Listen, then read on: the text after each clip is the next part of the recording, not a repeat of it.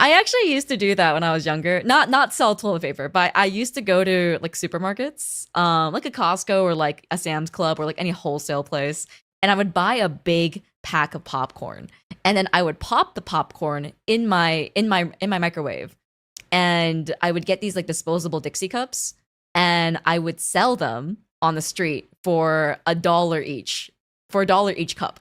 And mind you, like a bag of popcorn back then was like $1. So I was doing like basically like a 400% markup. But you see, it's the FOMO. It's the FOMO. And then you add like little syrups on the side, like either like chocolate drizzle or caramel drizzle on the side.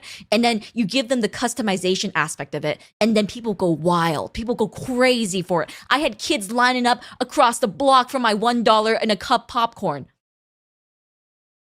There was this one kid who actually cried because he didn't have the money for popcorn. And you know what? I didn't give him one because the economy's rough out here, all right? We gotta make ends meet somehow. That's business, baby. That's business. Have you registered for a business license? I was 8 years old, okay? I was 8 years old.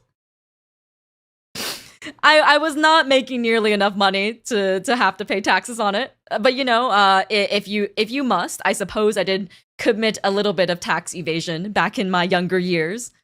Um Listen, man, I want to buy Pokemon cards, okay? You know what? You know what's the craziest thing? I did that with popcorn. And then I took the profits that I made and bought Pokemon cards, and I did it with Pokemon cards.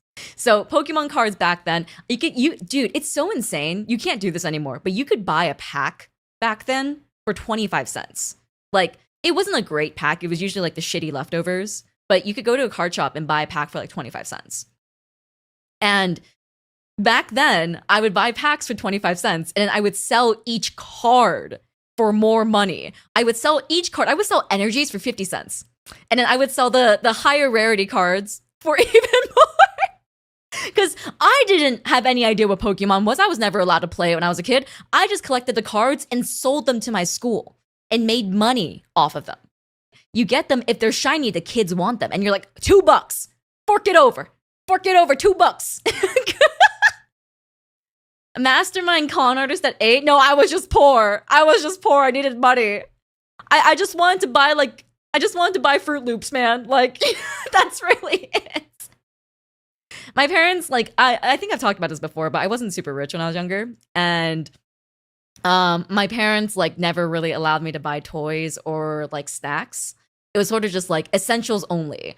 And so I had to find my own way of being able to find the money to buy toys and snacks because my parents weren't going to give it to me, you know? I got to find my own route. You could be rich if you waited. I mean, listen, man. I was 8. I probably would have tossed the cards in like a cardboard box somewhere and they would have been like PSA 5, you know?